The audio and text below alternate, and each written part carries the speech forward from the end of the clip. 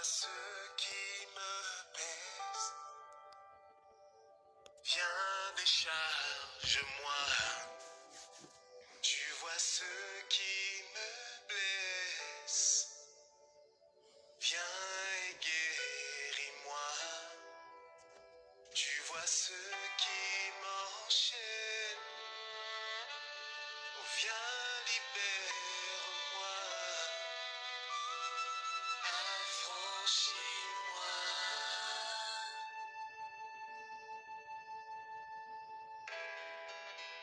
Tu vois ce qui me pèse.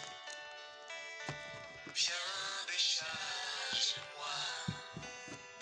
Tu vois ce qui me blesse. Viens et guéris-moi. Tu vois ce qui m'enchaîne. Oh, viens, libère-moi. Yeshua, affranchis-moi. Oh, affranchis-moi. Affranchis-moi. Entre dans mon cœur. Affranchis-moi. Entre dans ma vie. Yeshua, je te donne mon cœur. Ma vie, mais prends toute ma vie. Affranchis-moi. Oh, affranchis-moi. Affranchis-moi. Entre dans mon cœur. Affranchis-moi.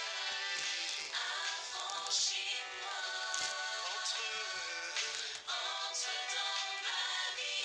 Mon cœur, je te donne mon cœur. Il prend toute ma vie. Seigneur, affranchis-moi. Seigneur, je dépose, puis je dépose à tes pieds. À tes pieds, je viens déposer tout ce qui me pèse. À tes pieds, je viens déposer. Seigneur, tout ce qui me blesse. À tes pieds, je viens déposer. Et tout ce qui m'enchaîne. Oh, affranchis-moi. Que la grâce, que la paix, que la bonté, que la justice et la sagesse de notre Créateur Jésus-Christ de Nazareth soient sur vous. Je vous implore, le bien-aimé dans le Seigneur, de prendre avec moi Tite 3. Alléluia. Nous allons commencer à lire à partir du verset 4. C'est très important.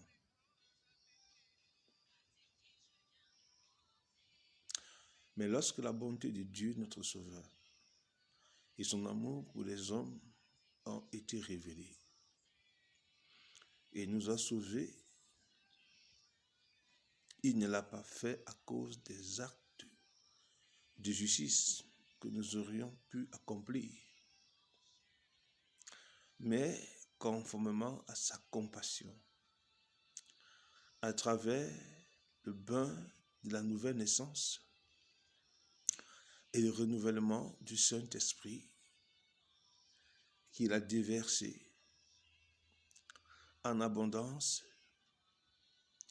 sur nous par Jésus-Christ notre Sauveur.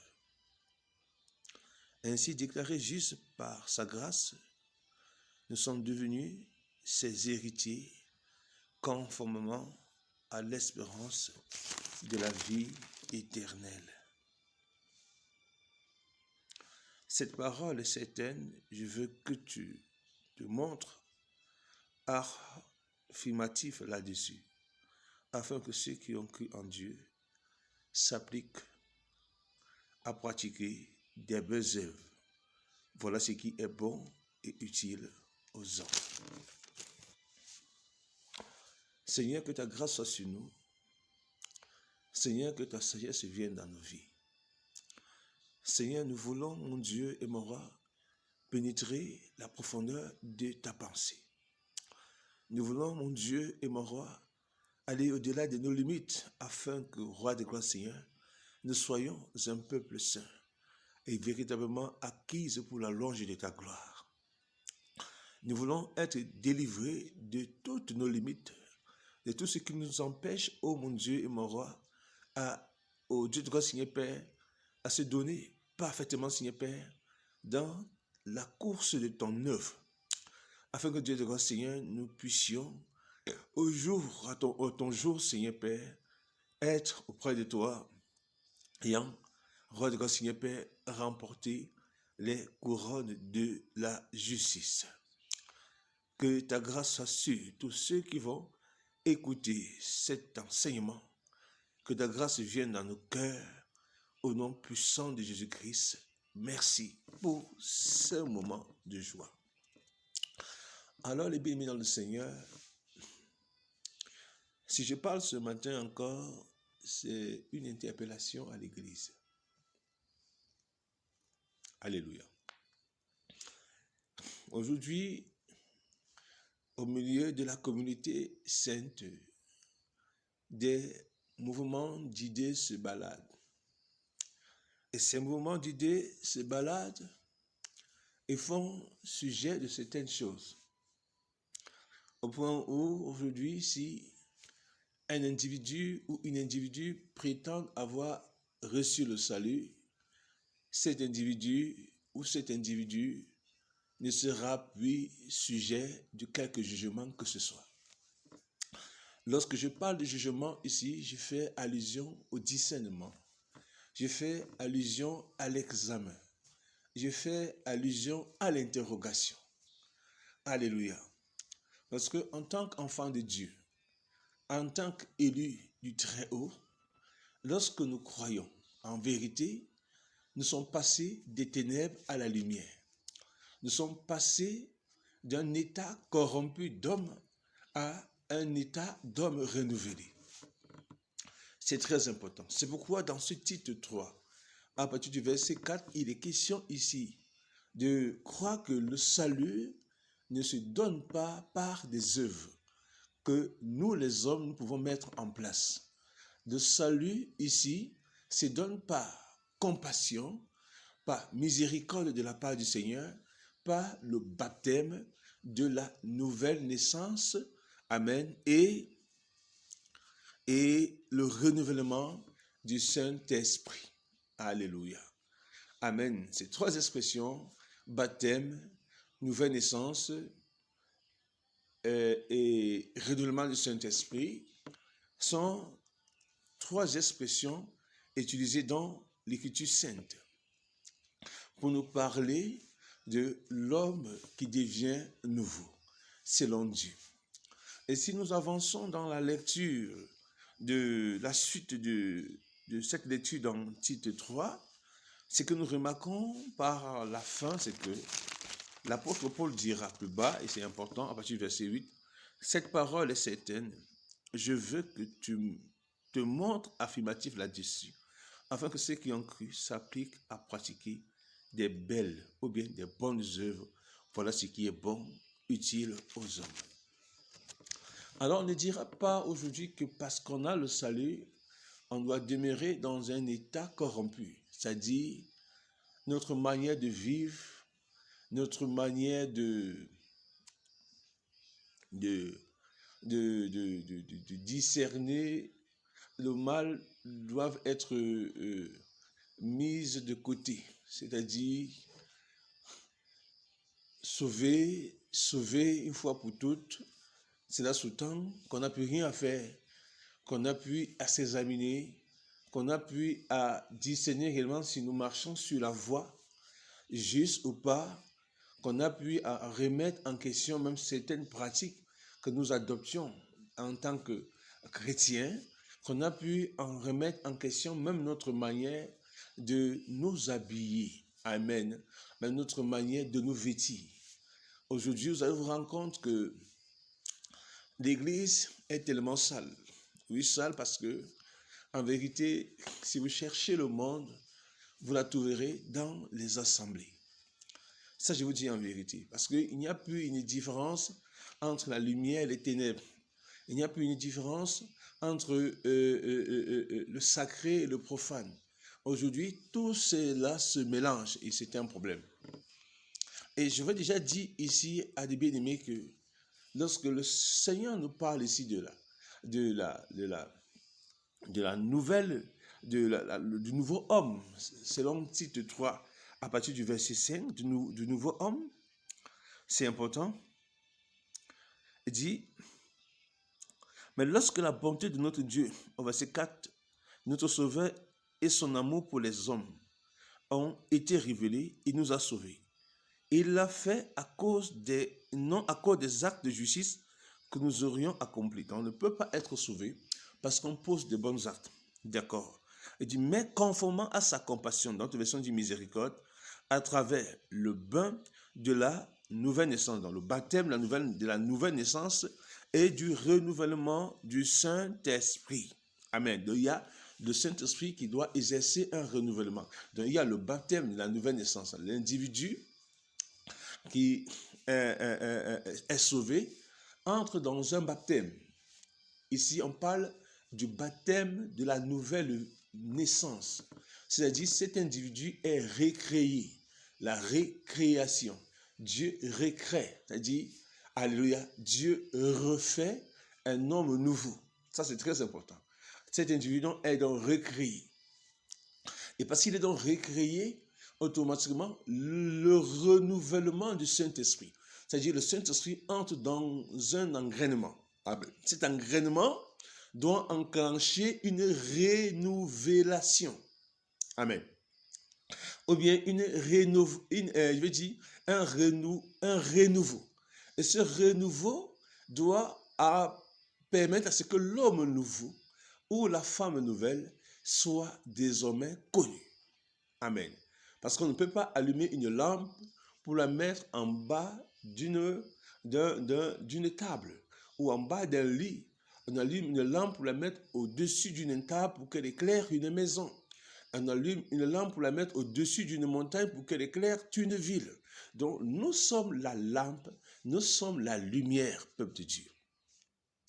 Alors je ne peux pas croire aujourd'hui que de nos assemblées aujourd'hui continuent de pulluler, amen, les impuretés, amen, des impuretés vestimentaires. Je n'arrive pas à croire, amen. Je n'arrive pas à croire que le Saint-Esprit que vous recevez, mais ne vous renouvelle pas à ce niveau. Je n'arrive pas à croire que, amen, les saints aujourd'hui ne font pas la différence entre le goût du monde et le goût, alléluia, du Saint-Esprit. C'est comme si aujourd'hui le Saint-Esprit et le monde font chemin ensemble. Alléluia. Amen. C'est comme si le Saint-Esprit et le monde sont devenus un. Alléluia. Et pourtant, le Seigneur est clair là-dessus. Amen. Que rien du monde ne pourra s'attacher à lui. Rien du monde ne pourra s'attacher à lui. Donc, nous n'allons pas nous laisser berner et nous laisser détruire dans notre jugement. Parce que le jugement, c'est la conscience du saint. Le jugement, c'est l'interpellation du saint. Le jugement oriente le saint. Le saint, lorsqu'il se juge par l'Esprit de Dieu qui est en lui, il peut donc discerner à quelle étape de la foi il se situe.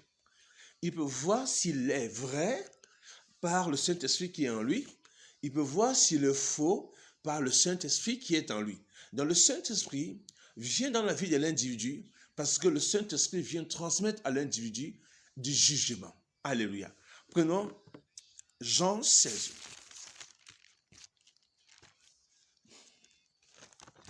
Jean 16. Je vous dis, nos assemblées d'aujourd'hui sont tellement tièdes. Je vous dis, nos assemblées d'aujourd'hui sont les lieux, les lieux je veux dire, des repères de toutes sortes d'animaux impurs. Nos assemblées aujourd'hui sont les lieux des assemblées pornographiques. adultérien. Je vous dis, même avec les yeux, le Seigneur dit, celui qui regarde une femme dans ce Matthieu 5 et pour la convoiter a déjà commis l'adultère avec elle. Nos assemblées sont des communautés adultériennes. Je vous dis, que j'ai dit, partant du prophète, de l'apôtre, du pasteur jusqu'à la dernière brebis, tous sont plongés dans les adultères. Parce que le mode vestimentaire qu'on retrouve dans nos assemblées, alléluia, sont indécents. Je vous dis en vérité, sont indécents et sont anti-foi. Ça, c'est une réalité. On ne peut pas être dans la foi, c'est-à-dire exprimer la personne de Christ en nous et être, alléluia, léger dans des habillements, peuple de Dieu. Être léger dans notre accoutrement. Amen. On ne peut pas. On ne peut pas, sautant, être dans la foi et être léger dans les accoutrements.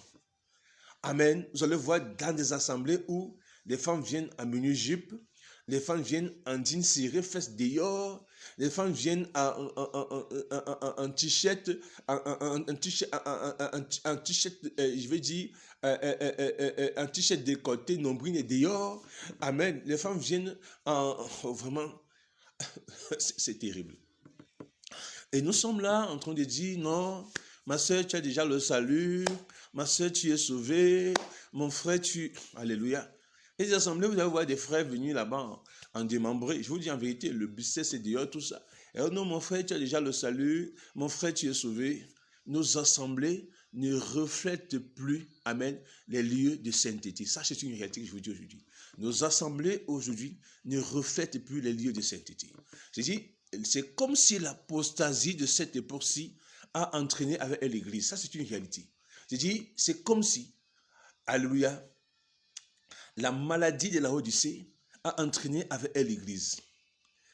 Et c'est des choses que nous devons aujourd'hui, bien-aimés, essayer de remettre l'accent là-dessus. Amen.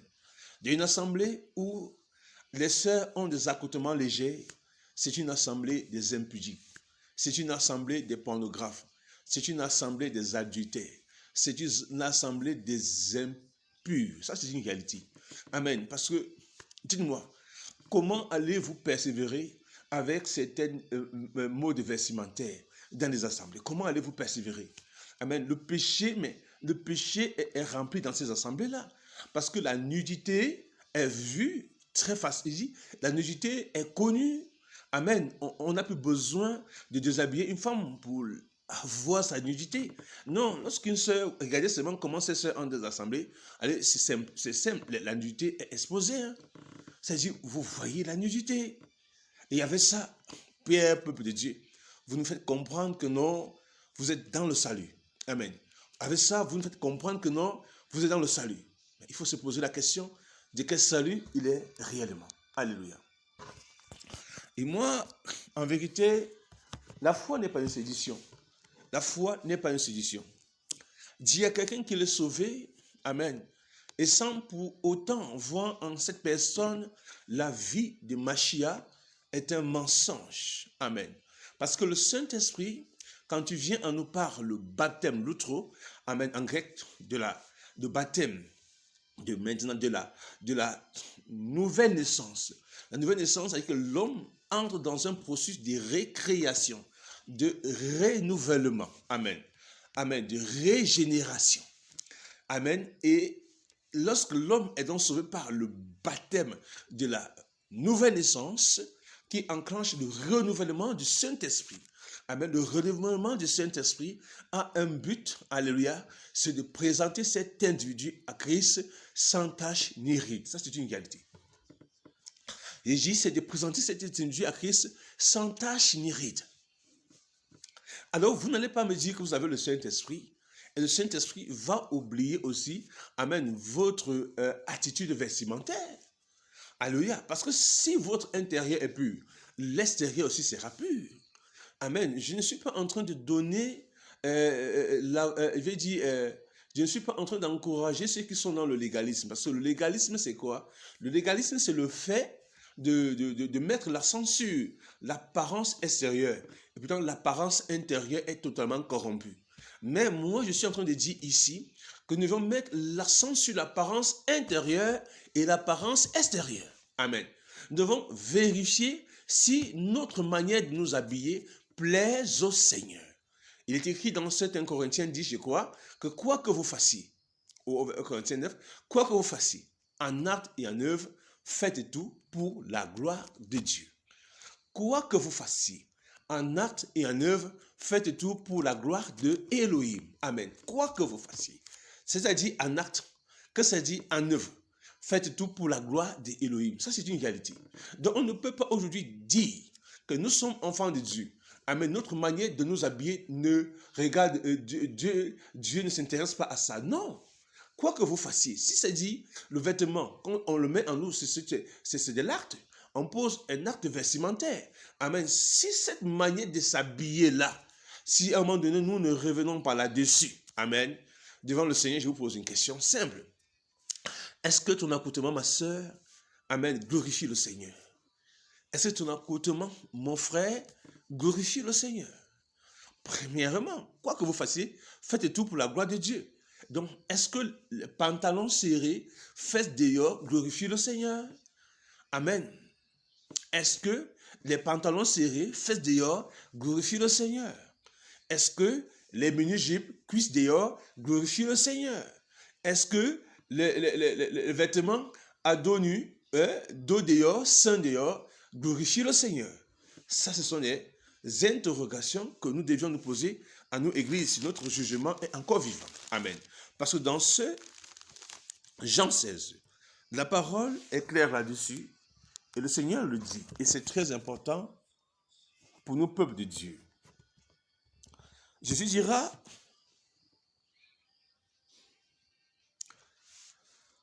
au verset 5, maintenant je m'en vais vers celui qui m'a envoyé. Et aucun de vous ne me demande où vas-tu? Mais parce que je vous ai parlé ainsi, la tristesse remplit votre cœur. Cependant, je vous dis la vérité, il vaut mieux pour vous que je m'en aille. En effet, si je ne m'en vais pas, le défenseur ne viendra pas à vous. Donc le défenseur, donc celui qui va combattre avec nous, le défenseur, c'est lui-même encore, le Paraclétos. Mais si je m'en vais, je vous l'enverrai. Donc le Seigneur envoie le défenseur, son esprit. Et quand il sera venu, il convaincra le monde en ce qui concerne le péché. On peut noter ceci. Il convaincra le monde en ce qui concerne le péché, la justice et le jugement. Ces trois éléments sont très fondamentaux. J'ai dit quand dans la vie de celui qui reçoit le Saint-Esprit. Amen. Non seulement qu'il reçoit le Saint-Esprit, mais ces trois éléments doivent intervenir. Il convaincra le monde en ce qui concerne le péché, premièrement. Il convaincra le monde en ce qui concerne le péché. Donc le Saint-Esprit est là pour nous instruire c'est quoi le péché. Amen. C'est quoi la justice? C'est quoi le jugement? Et nous sommes étonnés aujourd'hui de nous rendre compte que dans nos assemblées, amen, l'impureté ne cesse de battre son plein. Et ce qui est marrant, c'est que dans ces assemblées, amen, tous ceux-là sont dans une certaine gouverne, pensent qu'en réalité, ils ont déjà l'acquisition du salut.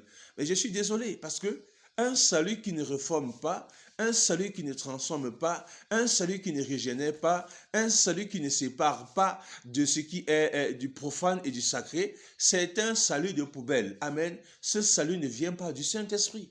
Ça, je suis désolé. Ça, je suis désolé. Amen. Prenons 1 Thessaloniciens 4, peuple de Dieu. Je suis désolé là-dessus. Quoi que vous fassiez, et je suis en train d'appeler à la repentance toutes ces assemblées où, alléluia, la nudité est visible. C'est-à-dire ces assemblées où vraiment, toi, prophète, pasteur, apôtre, on court rien qu'après les révélations, mais on refuse de regarder, amen, le côté pur des assemblées, la sainteté même extérieure, et comme la sainteté intérieure. Dans ces assemblées-là, où il est facile de tomber dans le péché sexuel, tout simplement à cause de la fesse de la sœur. Ça veut dire en vérité. Vous assemblez où, lorsqu'il y a peut-être réunion, ou bien comme certains l'appellent souvent culte, mais allez voir, les sœurs sont là, avec les fesses bien serrées. Bien serrées. Je vous dis en vérité, on dirait des danseuses de Mapuka dans nos assemblées. C'est terrible. Amen. Où est la décence spirituelle dans nos assemblées? Où est la sanctification, amen, du corps dans nos assemblées? Alléluia. Parce que la sanctification vise, amen, pas seulement le corps, mais aussi l'esprit.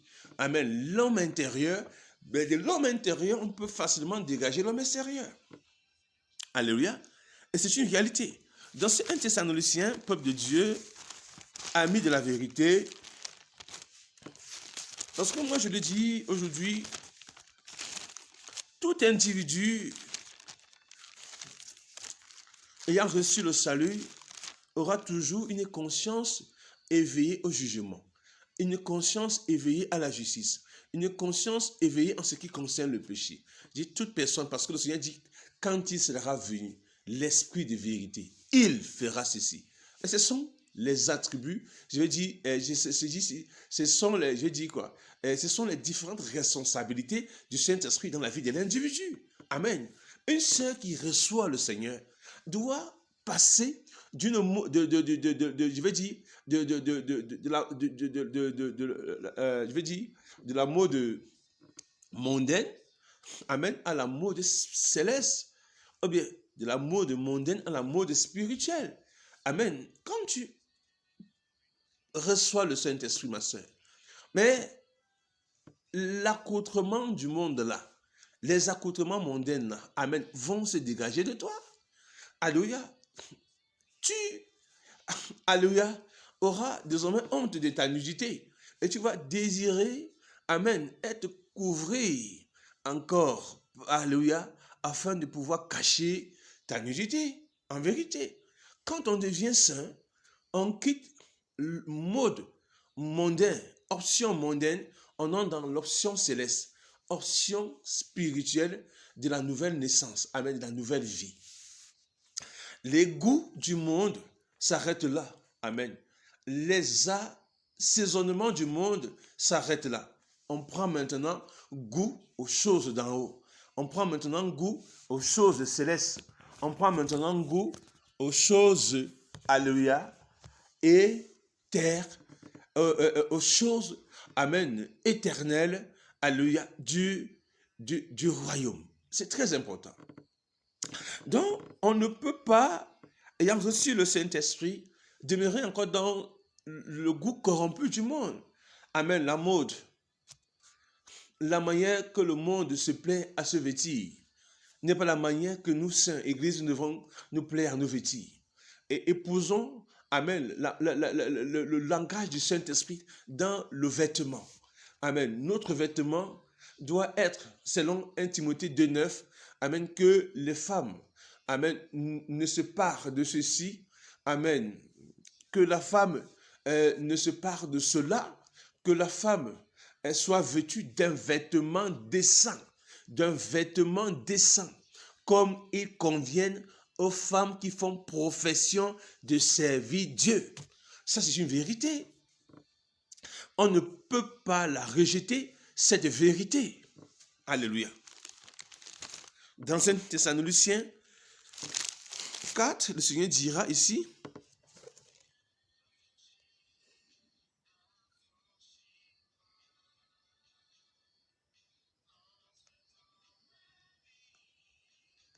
au verset 3, il dit, ce que Dieu veut, c'est votre progression dans la sainteté. Dans d'autres versions, on dit c'est votre sanctification. Mais si on comprend, c'est votre progression dans la sainteté. Et moi, je le dis pour ceux qui disent souvent, non, ça va pour moi, j'ai le salut et c'est bon, il n'y a plus aucun jugement, on ne progresse plus dans rien, on ne s'examine plus, comme nous dit 2 Corinthiens 13 au verset 5, pour voir si on est dans la foi.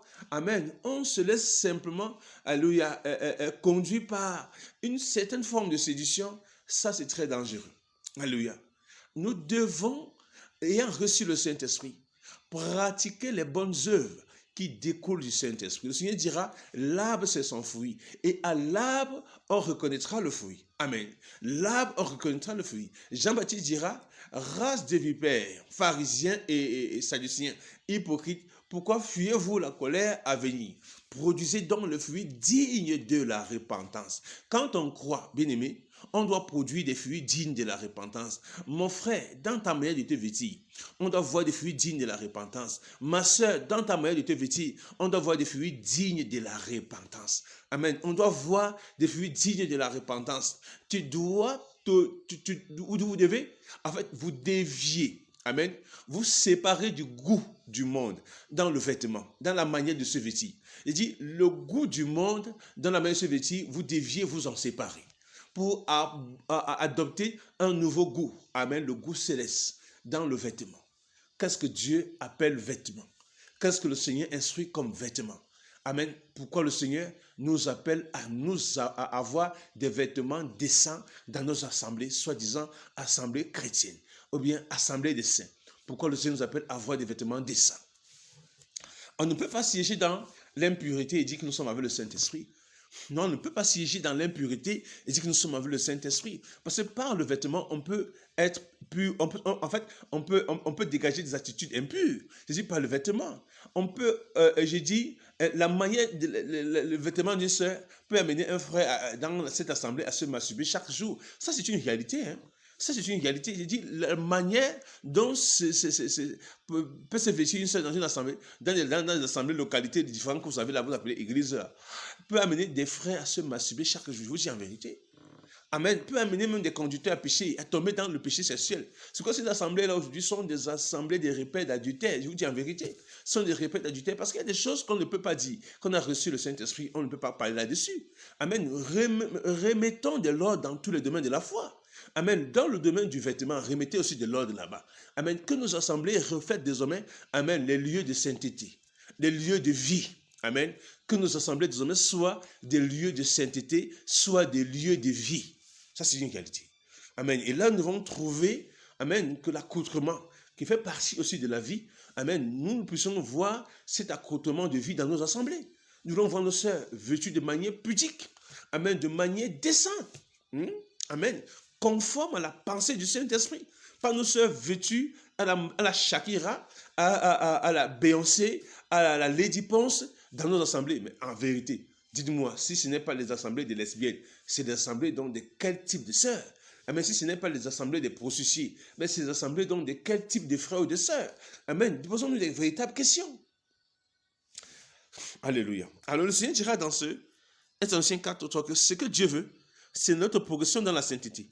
C'est que vous vous abstenez de l'immoralité sexuelle. C'est que chacun de vous sache garder son corps dans la consécration et la dignité sans le livrer à la passion du désir, comme les membres des autres peuples qui ne connaissent pas Dieu. Donc, ce que Dieu veut, c'est votre progression dans la sainteté. C'est que vous vous absteniez de l'immoralité sexuelle. Et sachez qu'aujourd'hui, on peut pécher. Et il dit du péché sexuel, même pas la pensée. Hein. J'ai dit, celui qui regarde une femme pour la convoiter, déjà commis l'adultère dans son cœur. Combien de sœurs dans vos assemblées aujourd'hui, là, amen, sont à l'origine des adultères dans les consciences des frères et des sœurs qui sont là-bas. C'est un vrai. Arrêtons de jouer à l'hypocrisie. Amen. Vous n'allez pas me dire que quand une sœur passe devant vous, qu'elle est mal, elle n'est pas bien habillée, vous ne voyez pas, vous voyez. Amen. Si vous prenez plaisir à ça, c'est parce que vous êtes des impies. Vous êtes des impies simplement. Amen. On doit corriger la manière de se vêtir dans nos assemblées. Ça, c'est très important, peuple de Dieu, Église du Seigneur. Amen. Il dit, c'est que c'est votre progression dans la sainteté, c'est que vous vous absteniez de l'immoralité sexuelle, c'est que chacun de vous sache garder son corps dans la consécration, et dans la dignité. Amen. Dans la consécration et dans la dignité. Ma soeur, j'ai une question à te poser. Amen. Ta manière de te vêtir. Je pose une question simple. Est-ce la consécration? Est-ce la dignité? Ça, c'est des questions simples. Ta manière de te vêtir. Est-ce la consécration? Mais est-ce la dignité?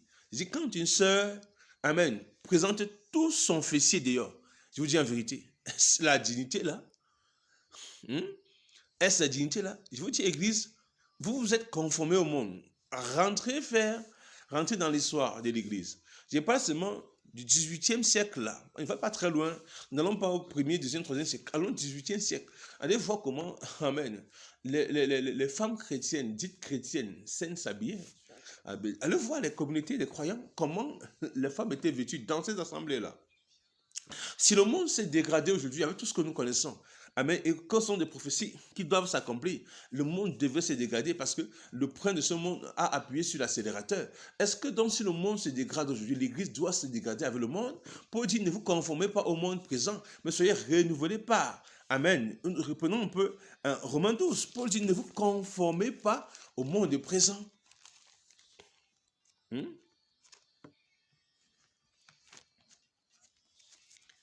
Alléluia. Dans les assemblées, vous allez voir, les fesses sont dehors, pantalons moulants, amen, fesses dehors, collants, collants collés. C'est terrible, hein? C'est terrible. Et le prophète dira, non, Dieu ne juge pas ça. Tu es déjà sauvé, Dieu regarde au cœur. Le cœur aussi, c'est l'expression de ce qu'on voit à l'extérieur. Amen. Ne soyons pas dans du pharisianisme. Disons la vérité. Le Seigneur dit aux pharisiens, purifie aussi l'intérieur de la coupe. Il ne leur a pas dit non, laissez l'extérieur sans le purifier. Mais il a dit purifier aussi l'intérieur. Parce qu'il est important de purifier des fois l'intérieur. Si vous purifiez l'intérieur, l'extérieur sera aussi pur. Donc c'est le légalisme, c'est au légalisme qu'on peut dire non. Parce que moi, je ne suis pas dans le légalisme. Le légalisme, amen, quelqu'un peut avoir, il peut être décemment vêtu, n'étant pas dans la vérité, amen, et étant animé des doctrines des démons. Amen, d'accord, mais nous voulons, amen, voir la vie. Amen, nous voulons voir, amen, la vie de Christ. Amen, émaner de nos assemblées. Même pas seulement dans le domaine de la transformation interne, mais aussi dans le domaine de la transformation externe. Nous voulons le voir. Amen. Nous voulons voir nos sœurs en mode Saint-Esprit. Nous voulons voir nos sœurs en mode Saint-Esprit et non en mode Jézabel et non en mode mondaine. Non, je vous dis en vérité. Alléluia. Romains 12. Romains 12 nous dit, je vous encourage, frères et sœurs, par les compassions de Dieu, à offrir votre corps comme un sacrifice vivant, saint, agréable à Dieu. Ce sera de votre part un culte raisonnable. Ne vous conformez pas au monde actuel, mais soyez transformés par le renouvellement de l'intelligence, afin que vous discerniez quelle est la volonté de Dieu, quel est ce qui est bon, agréable et parfait. Je vous ai dit, quand on ne peut pas dire qu'on a le Saint-Esprit, on n'entre pas dans le jugement, on n'entre pas dans la justice, on n'entre pas dans le discernement sur le péché. Non, on doit, quand il y a le Saint-Esprit, amen, le jugement vient. Le jugement vient, ça nous instruit à ce qui est bon, ce qui est agréable, ce qui est parfait à Dieu. Amen, ça c'est clair. Il dit, quand il sera venu, il instruira le monde de ce qui concerne le péché. Alors je dis, toi tu as reçu le Saint-Esprit, qu'est-ce que le Saint-Esprit t'enseigne sur le péché? Si le Saint-Esprit ne t'enseigne pas sur le péché, c'est que toi tu as des problèmes, parce que c'est son travail. Il doit enseigner sur le péché, sur la justice et sur le jugement. Il doit vous enseigner sur ça. Mais Paul dit, ne vous conformez pas. Mais n'entrez pas dans le moule du siècle présent. C'est ça le conformisme de ce siècle. N'entrez pas dans le moule du siècle présent, mais soyez renouvelés. Le siècle présent est moulé dans la pensée, est moulé dans l'idéologie. Amen. Ils ont leur idéologie. Ils ont l'idéologie, leur idéologie de la femme, leur idéologie de l'homme. Amen. Ils ont leur idéologie à eux. Le monde présent a son idéologie. Et c'est un moule. Amen. Tous les hommes de la terre sont moulés dedans. Tous ceux qui ne sont pas avec Christ. Et on ne peut pas donc être en Christ et entrer dans ce moulage-là. Amen. Ne vous conformez pas au monde présent, mais soyez renouvelés. Amen. Mais soyez renouvelés. Alléluia. C'est très important. Il dit, ne vous conformez pas au monde présent, mais soyez transformés par le renouvellement de l'intelligence. Amen. Ici, on parle de la métanoïa. Renouvellement de l'intelligence. Amen. Ton intelligence, ton homme intérieur doit être renouvelé. Et si l'homme intérieur est renouvelé, il affecte directement l'homme extérieur. Amen. De l'intérieur, on peut voir ce qui est à l'extérieur. Parce que votre vie de foi, quand vous la recevez, elle n'est plus cachée. Amen. Parce que lorsque vous parlez, elle s'exprime. Elle s'exprime pas seulement en parole, mais aussi elle s'exprime dans les actes. Amen. Et dans les bonnes œuvres. Alléluia. Amen. Donc, pour m'arrêter là ce matin, mes bien, le Seigneur, nous en reviendrons ici et nous parlerons, amen, de la mode en milieu chrétien. Et c'est très dangereux. Quel doit être le goût de la femme chrétienne ou de l'homme chrétien dans le domaine vestimentaire? Quel doit être le goût? C'est très important. Alléluia. Vous n'allez pas me dire aujourd'hui qu'il n'y a plus de différence entre l'Église et le monde. Tel que nous voyons les mondaines, tel que nous vous voyons, c'est un problème. Tel que nous voyons les mondaines, tel que nous vous voyons, mais c'est un problème.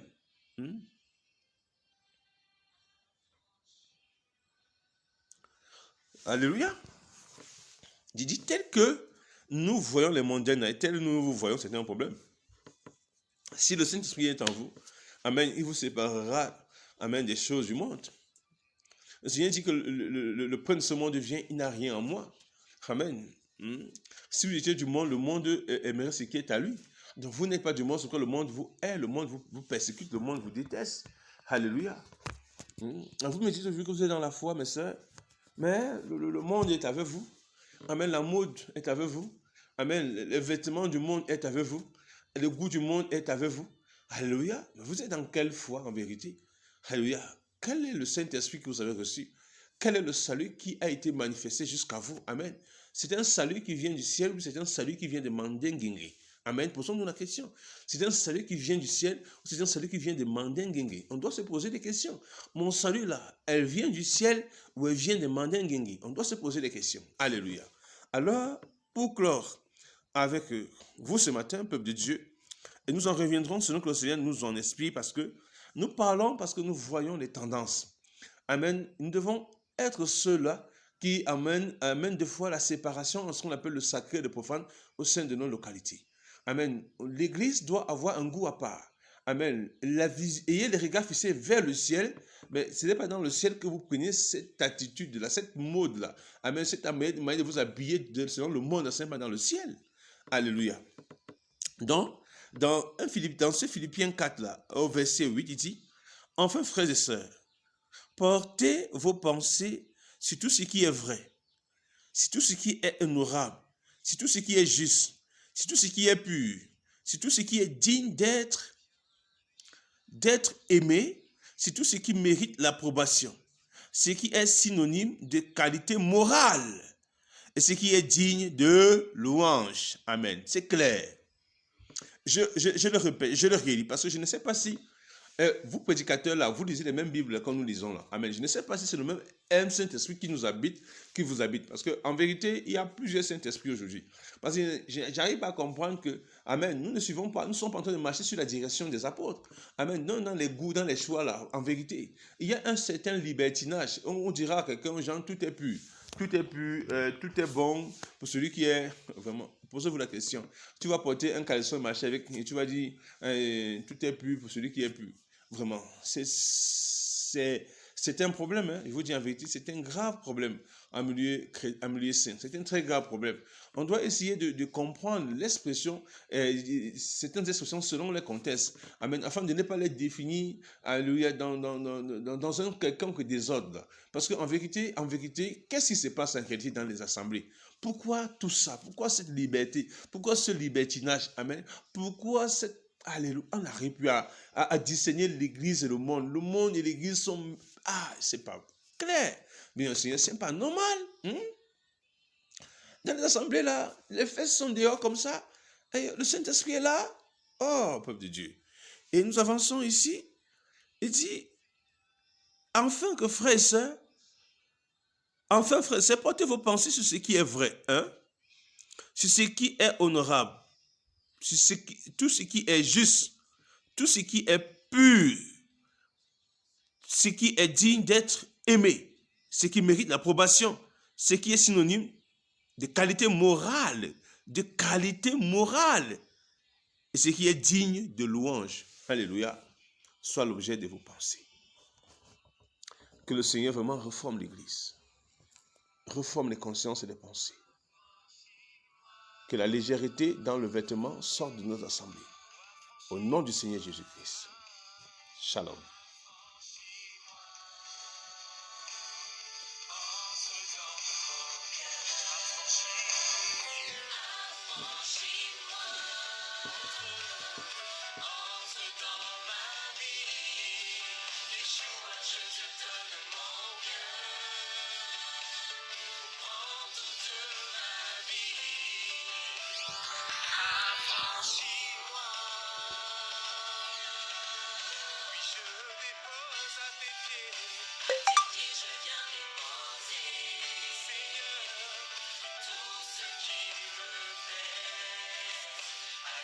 Je viens déposer tout ce qui